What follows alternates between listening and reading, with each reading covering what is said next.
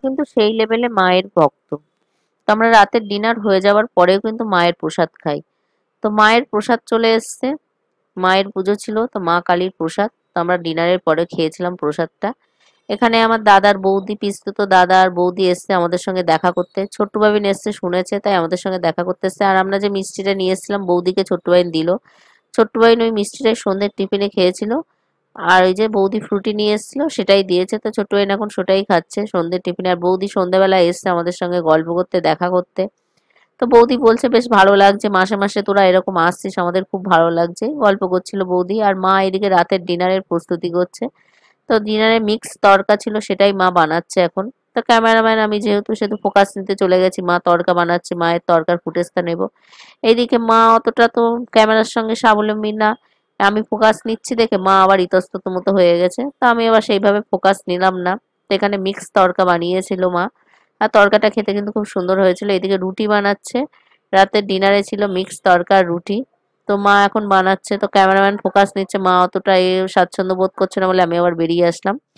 তো এখানে এই যে রাতের ডিনারে দিয়ে দিয়েছে ছোট্টু বাবিনকে রুটি আর মিক্স তড়কা। দাদা বৌদি বসে আছে, রাতের ডিনার করেই পাঠানো হবে, যেতে দিইনি আমি, আটকে দিয়েছি, আমি ডিনার করে তারপরে যাবে। বৌদিরা এসেছিল সন্ধেবেলায়, অনেকক্ষণ গল্প টল্প হলো, খুব ভালো লাগলো।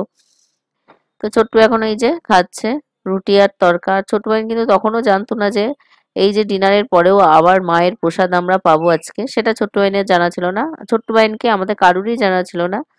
তো আমরা এই যে এখন ডিনার করে নিচ্ছি, ছোট্ট ভাইন এখন যেটা করে মোবাইল দেখতে দেখতে খাচ্ছে। এইদিকে দাদা বৌদিকেও দিয়ে দেওয়া হয়েছে, তো দাদা বৌদিও খেতে বসে গেছে, রুটি আর তড়কা খাচ্ছে। আর আমার যেটা কাজ ফোকাস করা, আমি একদিকে ফোকাস নিচ্ছি।